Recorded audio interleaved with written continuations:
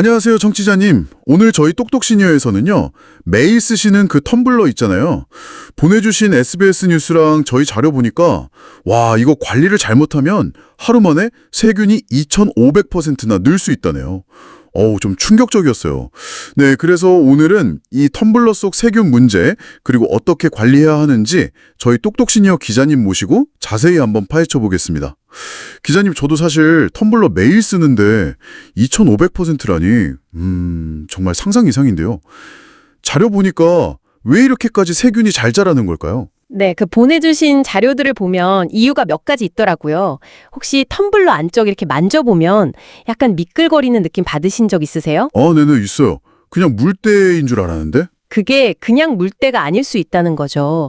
미국 대학 연구 보니까 그게 박테리아가 막 번식하면서 만든 일종의 생물막, 그러니까 바이오필름일 수 있다는 신호랍니다. 세상에, 바이오필름이요? 네. 게다가 이제 영국학자 이야기도 있잖아요. 세균이라는 게 20도 정도 실온에서도 충분히 잘 자라는데 우리가 이렇게 마시면서 입이나 손에 있던 미생물이 안으로 쉽게 옮겨가고요. 이게 또 세균 번식을 막 돕는다는 거예요. 싱가포르 연구도 있었죠. 그냥 아침에 끓인 물 담아놨는데 하루 지나니까 박테리아 수가 25배가 넘게 늘었다고. 정말 말 그대로 세균 배양기가 될 수도 있겠네요. 그럼 이거 어떡해요? 이 자료들에서 해결책 같은 거 제시된 거 있나요? 매일 씻는 거야 기본일 텐데 그것만으로는 좀 부족한가 봐요. 네, 맞습니다. 매일 씻는 건 정말 기본 중에 기본이죠. 특히 그 자료에서도 나왔지만 탄산음료나 우유 같은 거 있잖아요. 그런 거 담았다면 진짜 마신 직후에 바로 씻는 게 중요하고요. 아, 바로요? 네. 그리고 SBS 뉴스에서도 강조했듯이 그냥 물로 이렇게 헹구는 거 말고요. 좀 길쭉한 솔 같은 걸로 내부 구석구석, 특히 그 바닥이랑 벽면 틈새 같은 데 있잖아요. 거기를 좀 꼼꼼하게 닦아야 돼요. 뜨거운 물로 먼저 한번 헹궈주고 그다음에 세제 묻힌 솔로 닦고 다시 깨끗하게 헹궈서 완전히, 이게 중요해요. 완전히 건조하는 거. 아, 건조가 중요하군요. 그렇죠. 세균은 습한 환경을 좋아하니까요. 그리고 세제 말고도 베이킹 소다나 식초 쓰는 방법도 재밌더라고요. 오, 그런 방법도 있어요? 네, 베이킹 소다는 뜨거운 물에 풀어서 1시간 정도 담가두면 물때 제거에 좋다고 하고요. 식초는 물이랑 한 9대1, 그 정도로 섞어서 한 30분 담가두면 살균도 되고 냄새 제거 효과도 있다고 해요. 또 달걀 껍질이 잘게 부숴서 미지근한 물이랑 소금 조금 넣고 막 흔드는 방법도 물때 제거에 좋다는 내용도 있었고요. 오, 달걀 껍데기요. 신기하네요. 네. 그리고 고무막에 패킹이라고 하죠. 거기가 냄새가 잘 배니까 꼭 분리해서 따로 씻어주시고요. 진짜 제일 중요한 건 세척 후에 물기 하나 없이 완벽하게 말리는 거. 이게 세균 번식 막는 핵심입니다. 그렇군요. 꼼꼼하게 씻고 또 완전히 말리는 거. 근데 자료 보니까 텀블러 소재 얘기도 있었어요. 스테인리스도 있고 플라스틱도 있고 종류가 많잖아요. 혹시 소재별로 좀 더 신경 써야 할 점 있을까요? 네, 당연히 소재별로 특징이 좀 다르죠. 스테인리스 스틸이 아마 제일 많을 텐데요. 이게 보냉 잘 되고 튼튼하니까 많이 쓰이고요.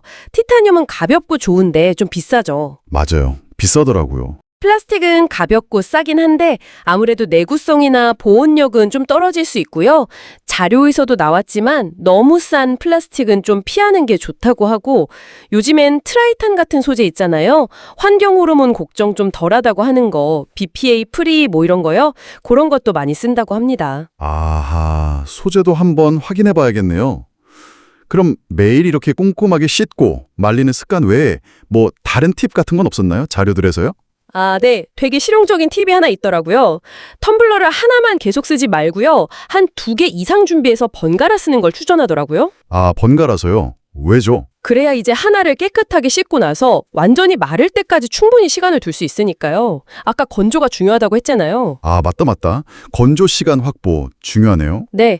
그리고 이건 한 누리꾼 반응에서도 봤는데 아무래 돼야 깨끗하게 씻는다고 해도 쓰다 보면 어느 순간 냄새가 좀 배기 시작한다 싶으면 이게 교체할 때가 됐구나 이렇게 생각하는 게 좋다는 의견도 있었어요.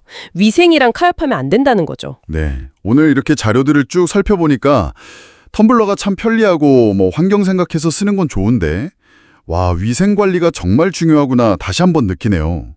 매일 씻고 전용 솔 꼭 쓰고 완전히 건조하는 습관, 이게 진짜 청취자님의 건강을 지키는 어찌 보면 작지만 아주 중요한 실천이 되겠어요? 여기서 근데 한 가지 좀 더 생각해 볼 지점도 있는 것 같아요. 자료들을 보면서 느낀 건데요.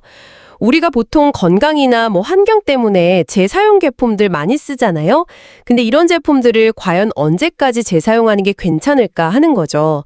단순히 그냥 씻어서 다시 쓰는 걸 넘어서 어느 시점부터는 이게 오히려 좀 비위생적인 상태가 될 수 있지 않을까. 텀블러에서 냄새 나면 교체하라는 것처럼요. 그러니까 재사용의 이면, 그리고 그 적절한 사용 주기, 이런 것에 대한 고민도 좀 필요해 보입니다. 아, 재사용의 적정 기간에 대한 고민. 네, 그것도 참 중요한 지적이네요. 오늘 저희가 준비한 이야기는 여기까지입니다. 함께해 주신 청취자님 정말 고맙습니다.